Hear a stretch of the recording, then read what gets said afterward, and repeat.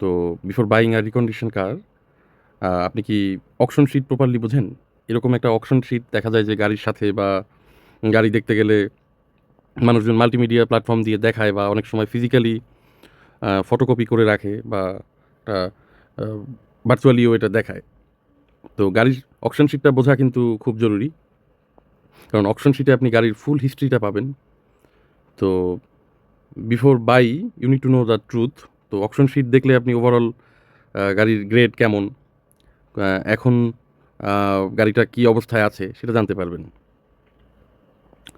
তো গাড়ির গ্রেড সাধারণত পরিমাপক যে আছে সেটা 5 পর্যন্ত রাখা হয়েছে। আ তো এখানে দেখা যাচ্ছে যে আ ৪ টা গ্রেড রয়েছে। তো গ্রেড 5 হচ্ছে সবথেকে ভালো যে গ্রেডটা। 5 এবং 4.5 মানে অলমোস্ট ব্র্যান্ড নিউ এর মতোই। আর 4 মানে হচ্ছে মানে গুড কন্ডিশন, মিন্ট কন্ডিশনে আছে। আর গ্রেড 3.5 হলো এভারেজ। মানে খুব খারাপও না, আবার খুব ভালোও না, মাঝামাঝি একটা জায়গায় রয়েছে। আর আর এবং আর এ মানে হচ্ছে ওই গাড়িটার একটা অ্যাক্সিডেন্ট হিস্ট্রি রয়েছে। তো এখানে সেফ চয়েস হচ্ছে গ্রেড 4 অথবা এর অ্যাবোভ নিতে পারলে। তবে 3.5 ও অনেক সময় মানানসই যদি হাইব্রিড গাড়ি নেন, সেক্ষেত্রে যদি মাইলেজটা কম থাকে। কারণ ব্যাটারিটা ওইখানে একটা বিষয়। তো মাইলেজ কম থাকলে ব্যাটারির সাপোর্টটা বেশি দিন পাবেন। সেই সাথে হাইব্রিড গাড়িতে দেখা যায় যে ব্রেক বুস্টার থাকে, অন্যান্য যন্ত্রাংশ থাকে। তো এইগুলো কিন্তু রিপ্লেস করতে হয় টয়োটার ক্ষেত্রে। একটা সময় পরে এটা সাপোর্টটা দেয় না। আর ব্রেক বুস্টারটা বেশি যায় কিন্তু ব্রেক অয়েল চেঞ্জ না করলে। ব্রেক অয়েলের একটা টাইম লিমিট আছে। ২০-২৫ হাজার কিলো পর ব্রেক অয়েল চেঞ্জ করতে হবে টয়োটার গাড়িতে। আদারওয়াইজ আপনার ব্রেক বুস্টার অত টেকসই হবে না। আমার নিজের গাড়িতেই ব্রেক বুস্টারটা চলে গিয়েছে। এখন আমি জানতে পারছি এটার মেইনটেন্যান্স সম্পর্কে। ওইভাবে মেইনটেইন করতে পারিনি। তো ইন্টেরিয়র এবং এক্সটেরিয়রেরও কিন্তু আলাদাভাবে গ্রেডিংও করা হয়। তো এখানে ইন্টেরিয়রে গ্রেডিংগুলো থাকে A, B, C দিয়ে। তো এখন আসি আমরা ইন্টেরিয়র এবং এক্সটেরিয়রের ক্ষেত্রে কিভাবে আপনি সেটা বুঝবেন যে ভালো।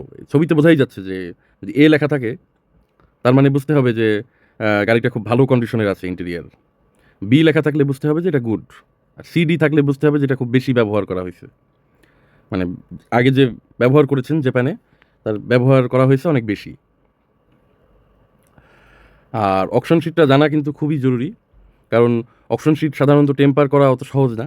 কারণ এটা সার্ভারে দেয়া থাকে। আপনারা কিছু টাকা খরচ করলে বিভিন্ন ওয়েবসাইট থেকেও কিন্তু কিছু $৭-৮ খরচ করলেই রিয়েল অকশন শিটটা পাবেন। তাছাড়া অকশন শিটের মাধ্যমে কিন্তু এই যে এইগুলো জিনিসগুলো জানা যায়। ওভারঅল কার কন্ডিশনটা কেমন, ওইটা আপনি ওই যে গ্রেড দেখে বুঝতে পারবেন। যেমন 4.5 এবং 5 মানে হচ্ছে খুবই ভালো কন্ডিশনে আছে। তো এগুলো কিন্তু এই পরিমাপকগুলো পরিমাণ করে তারপরে ওই গ্রেডটা দেয়া হয়। যেমন scratch, dent, repair history, engine, interior condition সবগুলো যাচাই করে ইন্সপেকশন করে একজন ইন্সপেক্টর এই মার্কিংগুলো করেন। তো এটা তো আগেই দেখিয়েছি যে ইন্টেরিয়রের ক্ষেত্রে কী করতে হবে। আর এখানে কার ডায়াগ্রামের ভিতরে দেখবেন যে মার্কিং করা থাকে। কোনো জায়গায় যদি এরকম X বা ডবল X লেখা থাকে তার মানে হচ্ছে পার্টসটা রিপ্লেস করতে হবে। পার্টসটা আর ব্যবহারের পর্যায়ে নেই। এটা রিপ্লেস করে অন্য জিনিস লাগাতে হবে। আর এবং আর এ মানে হচ্ছে এটা অ্যাক্সিডেন্ট ভেহিকল, এটাতে কোনো একটা অ্যাক্সিডেন্ট হয়েছে। হেভি রাস্ট বা corrosion মানে জং ধরে গিয়েছে, এগুলোও মার্কিং করা থাকে।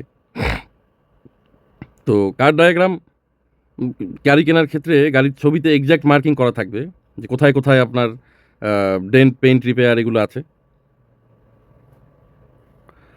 আবার কোনো জায়গায় দেখবেন যে W দিয়ে মার্কিং করা থাকে। W মানে হচ্ছে W1 মানে হচ্ছে চোখে নরমালি এটা ধরা পড়বে না আপনার। এরকমভাবে দেখা গেছে যে ডেন্ট, পেইন্ট এরকম কাজ রয়েছে। আর W2 মানে হচ্ছে ভিজিবল আপ ক্লোজ, তার মানে হচ্ছে কাছে গেলে আপনি বুঝতে পারবেন। W3 তে লেখা আছে ক্লিয়ারলি ভিজিবল, তার মানে হচ্ছে আপনি খালি চোখেই দূর থেকে দেখতে পারবেন। আর A এবং U ও দেখবেন ওখানে থাকে এবং A এবং U মানে এটা কি? A এবং U মানে হচ্ছে স্ক্র্যাচ সম্পর্কে ওখানে লেখা আছে। যেমন A1 মানে হচ্ছে লাইট স্ক্র্যাচ, A2 মানে হচ্ছে মিডিয়াম স্ক্র্যাচ, আর A3 মানে হচ্ছে হেভি স্ক্র্যাচগুলো রয়েছে। U মানে হচ্ছে ডেন্টের কাজ। U1 মানে হচ্ছে স্মল ডেন্ট থাকবে, U2 হচ্ছে মিডিয়াম, আর U3 তো লার্জ। ছবি দেখেই বুঝতে পারতেছেন। তো আপনি যদি স্ক্যামগুলো থেকে বাঁচতে চান, সেক্ষেত্রে অকশন শিট দেখাটা খুব জরুরি। অকশন শিট যাচাই করতে পারলে গাড়ি নিয়ে অত দুশ্চিন্তা থাকে না। অকশন শিট পড়া যারা জানেন তাদের আসলে গাড়ি কেনা নিয়ে ভয় থাকে না। যেমন অনেকে দেখা গেছে যে আর গ্রেডের গাড়িও কিনে নিয়ে যান, মানে রিপেয়ার ইউনিট কিনে নিয়ে যান বুঝে শুনে, যে একটা দরজা রিপ্লেস করা হয়েছে, একটা দেখা গেছে যে পিছনের ব্যাকডালা রিপ্লেস করা হয়েছে, বা একটা সিট রিপ্লেস করা হলো। এতে কিন্তু জাপানের ক্ষেত্রে এমনভাবে নিখুঁতভাবে ওরা রিপেয়ার করে, মানে আপনি ব্যবহার করতে গেলে টেরই পাবেন না। কিন্তু এর ক্ষেত্রে কিন্তু দামটা ৩-৪ লাখ টাকা, অনেক সময় ৫ লাখ টাকাও কমে যায় আর গ্রেডের গাড়ি। এবং বাংলাদেশের ব্যবসায়ীদের গ্রোমর হচ্ছে ম্যাক্সিমাম ব্যবসায়ী আর গ্রেডের গাড়ি ব্যবহার করে।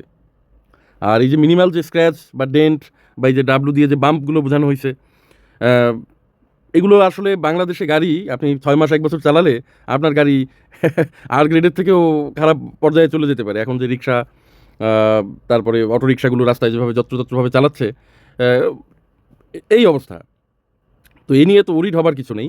আপনি কোন গাড়িটা কিনবেন সেটার আপনার চাহিদাটা কী সেটা বুঝে আপনার গাড়িটা নিতে হবে। তো এসবের ক্ষেত্রে ওই আর গ্রেড বা 3.5 এগুলোও খুব খারাপ অপশন না।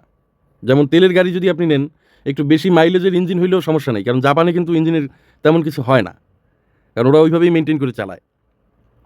হাইব্রিড গাড়ির ক্ষেত্রে মাইলেজটা কম নেওয়া খুব জরুরি, কারণ না হলে ব্যাটারি বেশি দিন আপনাকে সাপোর্ট দিতে পারবে না। তো এই সব বিষয়গুলো আপনার করতে হবে। আর গাড়ি কেনার ক্ষেত্রে আহ, নিজে থেকে সার্ভারে বসে কেনার মধ্যেও কিন্তু একটা আনন্দ আছে। সবসময় রেডি ইউনিটি নিতে হবে এমন কোনো কথা নেই। তো এগুলো গাড়ি কেনার ক্ষেত্রে আপনারা লক্ষ্য রাখতে পারেন।